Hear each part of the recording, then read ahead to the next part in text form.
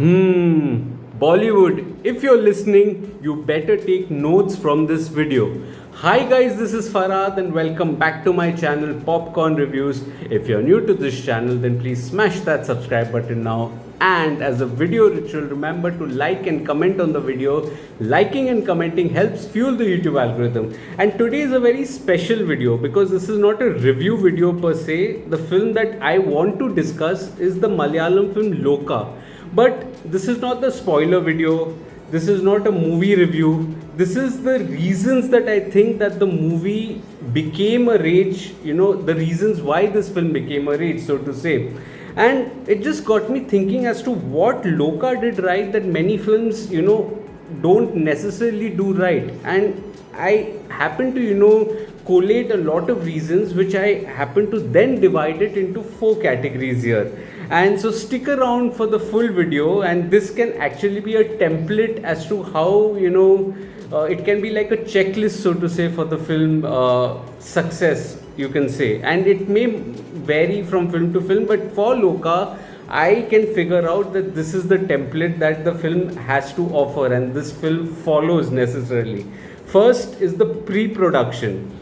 Any film, take any film in the industry, across industries, across languages, the founding blocks of a film has to be a good story. It has to be a bound script, which basically means a screenplay, a dialogue, everything written to the T on how the story would unfold on screen. And that is something that I think Loka would have done perfectly well. The pre-production that is there, there's a lot of thought gone into it. You can clearly see with the kind of detailing that the screenplay has, with the folklore that it is taking care of, or the infusion of the characters that are there. Now remember, Loka is also a universe, so it comes with an added responsibility. You all saw what happened in the cop universe and the spy universe because they weren't conceived as universes in the first place. If I have to talk about the spy universe, Ek Tha Tiger was the first film, Tiger Zinda was the second film, War was the third film. And by the time you got to Pathan, you actually realized that, oh wait, we can put on a universe here and create a spy universe of sorts. It was an afterthought. Remember that same thing happened with the Rohit Shetty cop universe as well. When the first Singham was out or the second Singham was out, it really did not have a concept of a universe. The concept of the universe was introduced in Simba, the third film here, and that blew up for whatever reasons it was, but it skewed up the universe as well. And what a fundamental mistake that was also done was to try and infuse all the characters in the last Singham which was there, which created a khichdi of sorts. It also created parallel actors playing two roles in the universe. For example, Kareena Kapoor with the inclusion of Dabang also in this universe now, for whatever reasons that are there. You see her dancing to Fevicol say in one side, and you also see her being Singham's wife in another. So in the same universe there are two characters played by the same actor. That would not happen in case of Loka because it's a 5-film universe. So there are 5 films in this universe, out of which Loka Chapter 1 Chandra is the first one. But what of little that I've heard and read about it, all 5 scripts are absolutely nailed and locked. Absolutely nailed and locked. So that tells you something that there is actually a pre-production that is underway. Pre-production that doesn't necessarily have a fit-in of various things like an item number or anything that would actually want to expand the demographic of the film. No, that is something that Bollywood is guilty of as well. Infusing random item numbers or random tracks. This is, by the way, true even for the Tamil industry, the bigger films of the Tamil industry, and of course the Telugu industry, the bigger films of the Telugu industries, which cater to the fan service.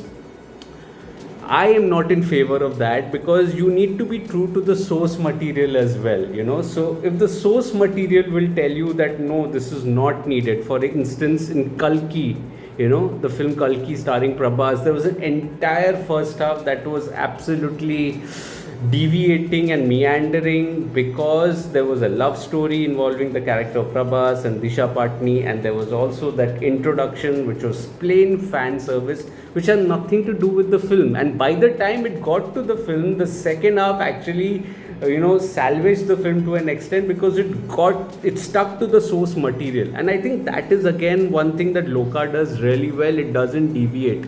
I had said it in my review as well, that you actually check the humor, okay, of the film, or the romantic angle of the film. None of them are overpowering the theme of the story which is there, which is a folklore, which is a superhero film. It's not overpowering these essence. It's almost like on the fringes, and rightly so, just enough like salt to taste in food.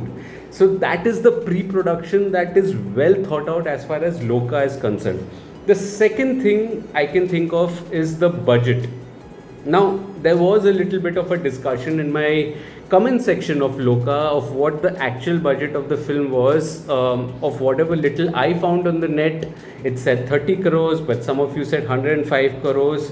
I'm saying even if it is 105 crores, you see that it's actually reflecting on screen. This is unlike something like a War 2 recently that I saw, a 400 crore trash film, absolute trash film, which was shot against the green screen.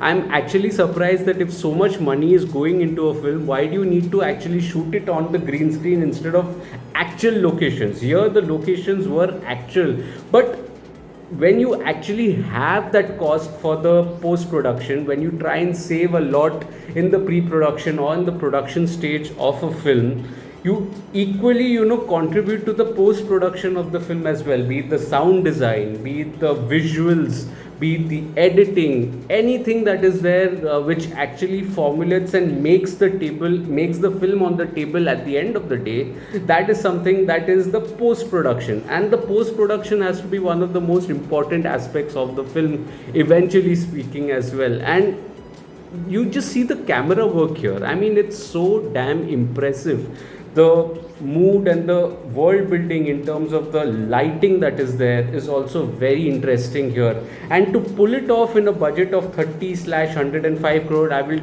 still consider it as 30 crore film, because that is what my figures told me on the net, and I asked AI as well, and it's verified from AI, let alone what Kalyani had said in an interview. But even if you would consider 105 crores, the actual fact does not change that it is reflective on screen, whatever the budget of the film is. And the budget of the film is controlled here, which means everyone's going to make money from it.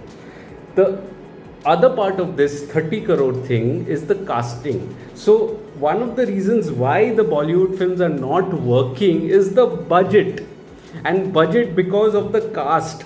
You are casting superstars, or casting people who are commanding high money, but the return of investment is not there. If an XYZ actor demands say 30 crores for a project, and his return or the first weekend collection of the film is not even 10 crores, which is a case of a very famous actor whose film is going to release this Friday in Bollywood, then it doesn't add up, right? The finances don't add up. So here what I saw was, given that the budget was say on 30 crores, the whole industry came together. You saw cameos by XYZ people. I still don't want to give out spoilers, but you saw cameos that were integral part of the film, and some of the biggest names from the Malayalam film industry which are coming together in this film and actually contributing to the film. And these cameos were also not random cameos, as I said, a point linked to the universe as well. They were well thought out, and you will see these players in the other films of the franchise, the other remaining 4 films of the franchise. And I think that is something that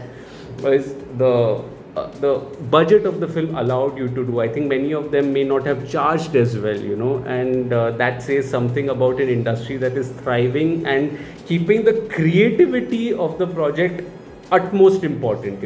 It's like the writing and everything else that is of utmost importance. It's not like you have random casting. it can extend it to the representation. And we had such a big breakthrough video on this channel of PS Param Sundari on how that representation of Kerala was wrong. And look at the representation of Loka, or for that matter in Hridaya Purvam. The representation is everything, and it is the responsibility of the filmmaker not to go for the low hanging fruit.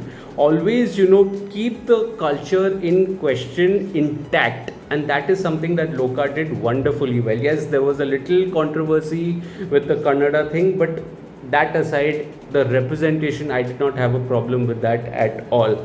Now, the third element of this template is the marketing strategy.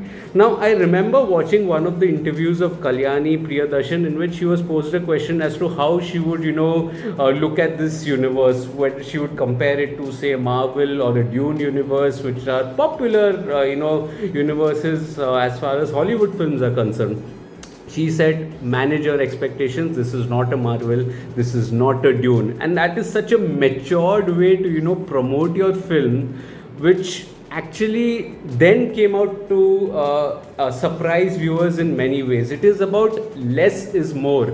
And that is something that many films just do not do. They just go on a marketing spree, which is through the roof, spend crores in marketing, but then the return of investment again is not there. So having tours, city tours, or having random interviews or random songs popping out just for the heck of it with no relevance to the story is something that you must not do. Something that Loka did really well. Even the trailer was released, I think, only 3 or 4 days back, before the film was actually out. And I think that is a strategy that more and more people are going to slowly warm up to. You don't need the audience to tell everything what is there in the film through its trailer. A case in point being Singham Again, wherein every damn entry of every single character was there in a trailer which was 5 minutes long. Trust me, it was 5 minutes long. It's too much. You didn't leave any surprises for the audience on screen, which Loka did really well.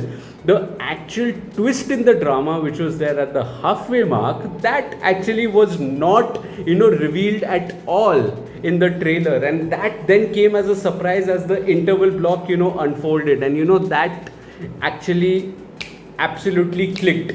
And also creating a folklore around it, I think, was a genius idea, because I'm assuming everyone from Kerala knows the story of Neeli and Kathanar, and there are multiple films that are also going to be made. But to link it to that, I think that was a chef's kiss, absolutely. So the marketing was very focused, and it did not deviate from what the film had to offer, and also it managed expectations. Another example that I can quote of the fan theories going out of hand was Coolie. One of the reasons why Coolie disappointed or underwhelmed was because the fan theories went wild. They absolutely went wild before the release, going from time travel to some other theory which is there, which was not corrected or managed by the filmmakers. At the end of the day, it was a Rajinikanth sir film, and you can't have such high concepts in a film that is actually dealing with fan service. It's as simple as that. But when the audience went in with that expectation that, oh, there will be a time travel somewhere, and when the actual thing was served, and it didn't meet your expectations, I think that is something that again was disappointing. So here the expectations were managed, and after the release, surpassed, you can say, as far as the film is concerned. The last point that I can think of is the distribution, and this is the most interesting part of the film, because we live in an era where pan-India films have just become a joke, and I am saying it with utmost respect to films of Rajamouli sir, or some of the other films which are there, which every second film cannot be a pan-India film. Rajamouli sir's films are pan-India films because there's a vision attached to it. There's a certain cultural representation, a groundedness, which extends and goes beyond boundaries, which is why it makes it a pan-India film. But to actually have your films being dubbed and simultaneously released in other languages, like Hindi or some of the other languages as well, like Telugu, Tamil, Kannada, Malayalam, based on whichever state the original languages are from, is not the right strategy, because every film cannot be a pan India film. And in a way, I think Malayalam film industry has been that one industry that has either shied away from the pan India films or hasn't really tasted out and out success, a breakthrough success, you can say. There have been odd instances like Manjumal Boys or Premalu, which have done well in certain states. Like Premalu did well in Telugu, Manjumal Boys did well in Tamil, but it's not a pan India success at the end of the day. So, what is the strategy of distribution? A distribution and a good distribution strategy, what I can think of in lately, other than Loka, and I'll get to Loka in a bit, is the Kannada film Su From So. I think that was genius distribution as far as I was concerned. Another point was also Kantara, you can say. Both these films, if you just see the template of them, they just released it in their local language. The buzz was created, and based on the buzz, the market started opening everywhere around. So Kantara first released in Kannada, and slowly with the buzz that was generated, markets from Hindi, Tamil, Malayalam and Telugu began to open. Likewise, the case was same for Su From So as well. It started opening. To an extent, I think even Loka is following a similar strategy. The first week, it just released in Malayalam, and I watched it in the original language here in Mumbai, which created a lot of buzz. There were packed houses here.